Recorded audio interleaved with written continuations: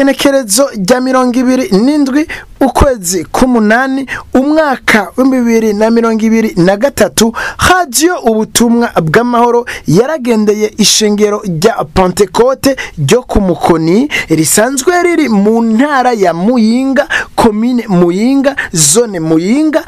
Iryo shengero ryari risanzwe ritunganya igikorane kidasanzwe.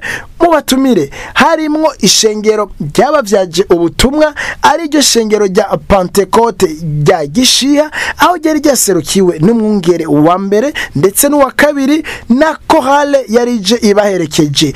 Mu batumire hakaba harimwo n'ishengero rya Pentecote ryo mu Ruyigi, aho ryari ryaserukiwe n'umwungere wa kabiri, nawe nyene hakaba hariyo korale yarije imuherekeje.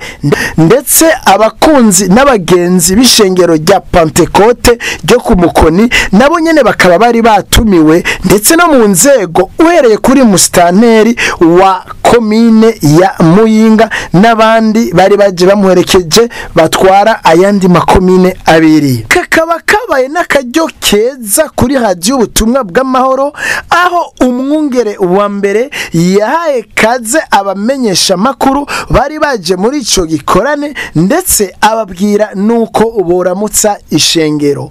Turabaye bwakire mu izina rya Yesu Kristo. Yesu n'abahezagire ishengero ry'Imana. Turabaramukije mu izina ry'Umwami wacu Yesu Kristo. Imana ibahe. Inyuma y'ivyo bikorwa vyose, radio Ubutumwa bw'Amahoro ikaba yaraganiriye n'umwungere wa mbere w'iryo shengero rya Pentecote rya Mukoni batunganije ivyo bikorwa, akaba yaratuyagiye ibitari bike. Bakunzi ba radio Ubutumwa bw'Amahoro, turabaramukije. Muri kumwe na Celestin Yaririzwa, aho radio Ubutumwa bw'Amahoro uno munsi yaramutse igendera intara ya Muyinga, komine Muyinga, zone Muyinga, umutumba wa Mukoni. Nkuko mubibona sindije nyene nkaba ndi kumwe n'umwungere wa mbere w'ishengero rya Pentecote ryo ku Mukoni. Reka tumuhe ikaze aramutse abakunzi bacu, ashobore no kwidondora. Turabaye kaze mwungere. Murakoze cyane. Turabaye kaze bakunzi bacu bo kuri radio yacu Ubutumwa bw'Amahoro ya Sepebu. Hano ni ku Mukoni. Jewe ndi umwungere wa mbere w'iri shengero rya Mukoni, nitwa Ndabarushimana François. Hanyuma rero nkabanjejwe iri shengero hamwe n'umwungere wa kabiri nyene nkuko mwamubonye. Nuko nitwe dukorera hano. Mwungere murakoze cyane kuri uwo mwidondoro. Twaramutse tubona mutegura igikorane cagutse. Mbega mwungere tuva yuko intumbero yacu yari yahe, mugire ko mutubwira n'abatumire mwari mwatumiye.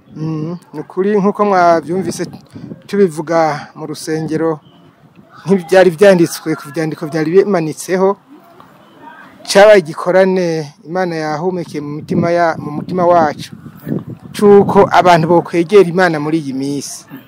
Ntabwo ryo jambo rero Yakobo yavuze, mwiyegereze Imana nayo izobegera kandi yongere ibashire hejuru. Nibyo rero twavuze, twaramukishije ishengero n'icyo twuguruje igikorane.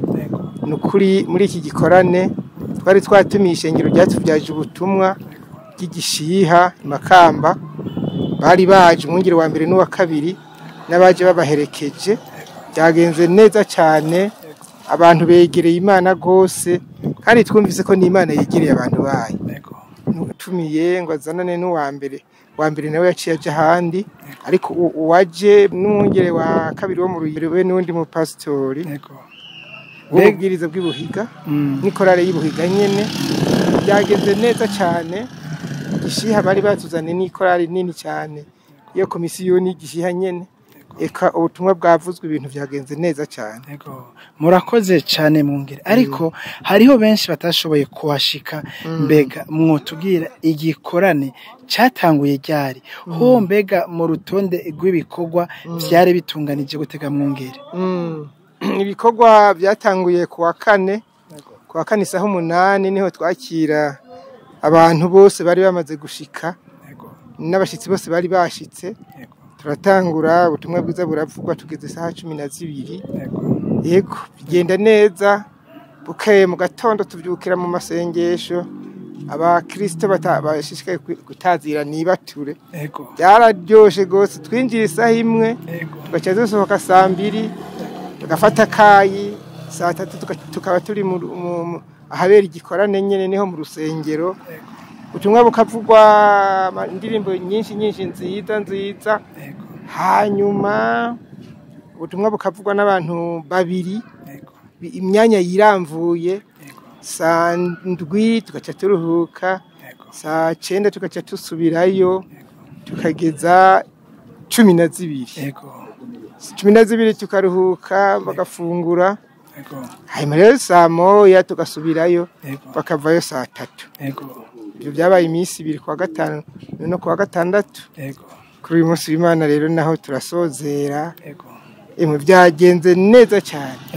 Yego. Mwungere murakoze cyane. Kimwe mu vyariko biravugwa twumvisemo umuvyuro w'ishingiro rya Pentecote aho bavuga bati abantu nibasubire kuzura mpemu yera kuko niwe ashoboza abantu. Mwungere iruhande yo gutera intege abakristo mbega hariho bashashaho muba mwararonse bihanye ijyambere muri yuko mwari mufise muri iyi minsi? Barimwo umuvyuro wabonetse ko habaye nukuri umuvyuro. Bakunzi ba radio ubutumwa bw'Amahoro murumva yuko ibikorwa vy'Imana bitera vyaguka. Rero Umwungere turabashimiye cyane kukanya mushoboye guhereza radio ubutumwa bw'Amahoro.